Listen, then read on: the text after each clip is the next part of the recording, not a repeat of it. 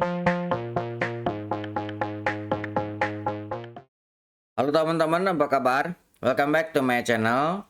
Di video kali ini kita akan melanjutkan tutorial config Neovim. Di video sebelumnya kita sudah melakukan config untuk command string. Kali ini kita akan melakukan config untuk code runner dan smart split. Nah, untuk bagian yang ini teman-teman bisa kunjungi repository untuk code runner. Nanti linknya teman-teman bisa ambil di kolom deskripsi. Untuk ilustrasinya, kalau misalkan teman-teman lihat di sini, ketika kita menjalankan satu buah file ataupun project, nanti outputnya bisa kita langsung lihat ya. Kita bisa menggunakan shortcut. Ini mirip code runner yang ada di Visual Studio Code. Jadi ini pengembangan dari sana. Kemudian untuk smart split kita akan gunakan untuk membagi split kiri dan split kanan ataupun atas bawah, supaya ketika kita menekan shortcut tertentu kita bisa memperbesar dan memperkecil sebuah panel ya.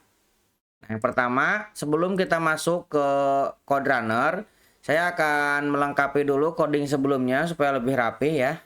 Teman-teman bisa masuk ke terminal, kemudian masuk ke directory config-nya. Nah, untuk config color scheme sebelumnya kita menyimpan di bagian user ya. Di sini ada color scheme. Kita akan sederhanakan menyatu dengan color scheme yang ada di sini. Jadi kita tinggal tambahkan sebuah config di sini, kemudian kita tinggal panggil sini, kemudian function seperti ini. Kita tinggal tambahkan saja di bagian sini untuk config colornya. Nah, akan seperti ini ya. Epa darknya sebelumnya kita simpan di sini. Nah, kita akan pindahkan ke sini. Kita hapus bagian core. Di sini kan ada color scheme. Kita coba dulu ya, remark dulu. Kita save. Kita keluarkan. Kemudian kita coba dulu. Nah, ini sudah berhasil ya, jalan, tidak ada error. Nah, kita bisa hapus kalau misalkan ini sudah oke. Nah, bagian ini kita bisa hapus. Kemudian yang bagian user, ini juga yang color scheme bisa kita hapus ya. Nah, jadi kita sudah pindahkan supaya lebih sederhana ya. Tuh, hasilnya sama. Oke, selanjutnya kita akan melakukan config untuk code runner. Teman-teman scroll ke bagian bawah. Kalau misalkan teman-teman akan menggunakan secara default, teman-teman bisa mengambil yang ini. Tapi saya akan coba tambahkan beberapa script untuk language tertentu ya, dan juga outputnya saya ingin muncul menjadi pop up, bukan di bawah seperti ini. Saya ingin muncul sebagai pop up dialog ya. Nah, kita buka, kemudian sidebarnya kita buka lagi, masuk ke plugin. Saya akan tekan A, kemudian code runner.lua. Seperti ini, kita buka lagi. Nah, di bagian code runner sebenarnya kita bisa langsung ya. Seperti ini. Pertama saya akan definisikan dulu untuk returnnya ya. Return. Nah, kita tinggal ambil dari sini. Ini kita tinggal ambil. Kita tambahkan ke sini. Nah, ini code runnernya. Kemudian kita akan tambahkan lazy-nya ini true, supaya dia tidak di load ketika tidak kita panggil ya. Kemudian command-nya saya akan tambahkan beberapa perintah supaya nanti ketika kita jalankan ini bisa kita panggil lewat command mode ya. Oke, ini kemudian saya akan tambahkan optionnya. Ini sebuah table. Kita akan tentukan file tipenya. Ini saya akan buat file tipe. Nah, file tipe kita bisa definisikan di sini. Nah, saya akan buat lokal run file type. Nah, run filenya seperti ini. Ini kita buat sebuah table. Nah, kita bisa definisikan ini beberapa language. Ini saya definisikan pertama untuk Python dulu.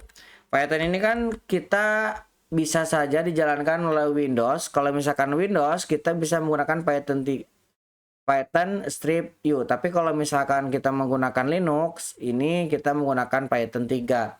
Nah, kita bisa tambahkan kondisi kalau dia menemukan bahwa OS-nya adalah Windows, nanti menjalankan ini.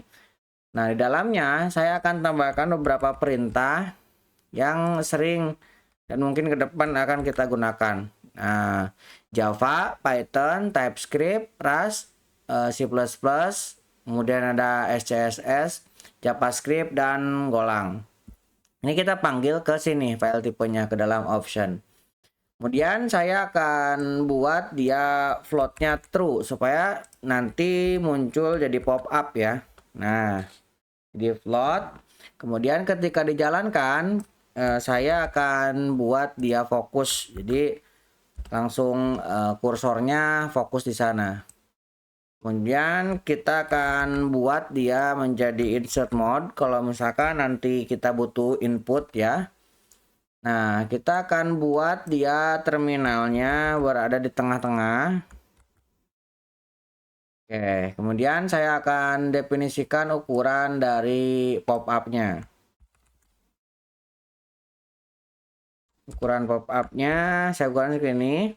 Nah, nanti untuk close-nya kita bisa menggunakan escape. Kemudian pojok-pojoknya saya ingin round ya. Nah, ini tinggi dan lebarnya ini menyesuaikan dengan layar. Jadi diambil 0,8-nya. Ini untuk definisinya. Nah, selanjutnya kita tinggal definisikan config. Di sini config, kemudian function. Kita tinggal panggil optionnya ke sini ya. Nah, kita tinggal require. Di sini code runner.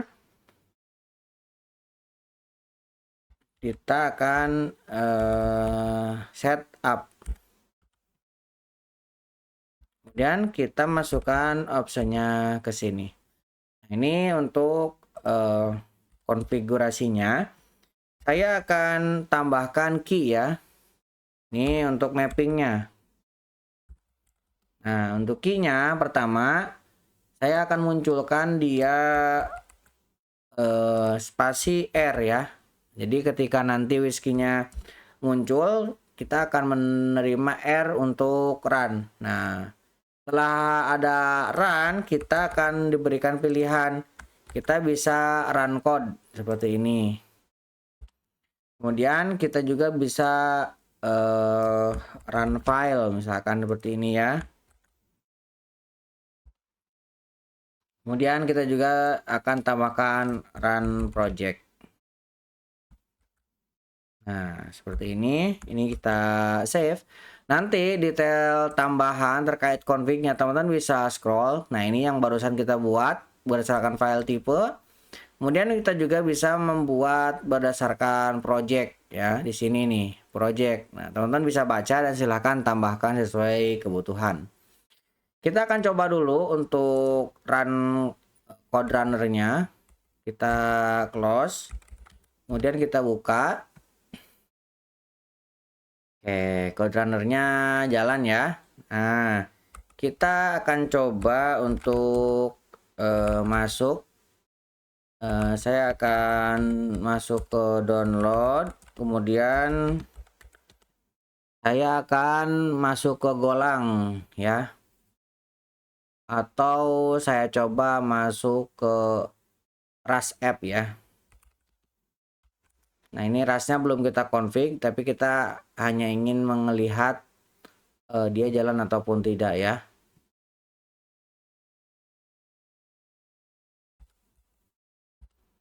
Oke, kita clear. Kita buka. Ini mungkin belum ada tree seater-nya ya, dan juga config-nya belum ada. Nah, di sini masih ls inaktif, resetnya belum ada karena kita belum mengonfig apa-apa. Ini kita coba run file. Nah, hanya untuk ngetes ini aja. Pop-up-nya sudah muncul dan juga ini sudah keluar ya. Kita tekan escape, tuh dia close ya. Nah, jadi kita tekan spasi, kemudian ada R ya, tuh untuk run yang tadi nih. R, kemudian di sini ada pilihan run file, run project, run code. Kita bisa F, ya, jadi mengacu ke sini ini keluar. Escape, escape. Oke, kita sudah berhasil mengkonfig ini. Kita akan balik ke sini, ke config, kemudian npm. Kita akan tambahkan untuk smart splitnya ya. Nah, kita buka sidebarnya, kita tambahkan. Nah, sekarang kalau misalkan kita kontrol kiri kanan, ini belum bisa ya. Nah, kita akan tambahkan, saya tekan A. Smart split dot lua. Nah, ini dan saya akan buka. Nah, teman-teman bisa buka di sini smart split. Nanti linknya bisa ambil di kolom deskripsi. Nah, ini ada defaultnya. Nah, kita bisa gunakan ataupun bisa teman-teman custom ya. Nah, ini HJKL. Nanti kita akan custom untuk mappingnya. Nah, kita akan copy bagian ini. Smart split. Nah, kita returnkan. Kemudian kita tinggal paste ke sini. Ini lazy-nya kita buat true. Oke, saya akan tambahkan event. Jadi ketika eventnya dibuka, bufferin, kemudian insert enter, baru dia akan di load ya. Jadi ketika tidak dibuka, dia tidak di load. Saya akan buatkan option di sini. Nah, kita akan ignore beberapa file. Jadi ketika file tertentu ini tidak akan difungsikan. Kemudian kalau misalkan filenya tidak ada, ini juga kita akan ignore ya. Kemudian saya akan tambahkan config-nya. Sini function. Optionnya kita panggil. Nah, di sini saya akan panggil smart splitnya ke sini ya. Kemudian kita akan tambahkan key map-nya. Jadi kiri kanan kita akan gunakan ya. Jadi ini untuk kontrol left untuk mengecilkan ke kiri, kontrol right untuk mengecilkan ke kanan, dan ke atas ke bawah kita bisa menggunakan ini ya. Oke, kita akan save. Kita coba close dan load ulang nvim.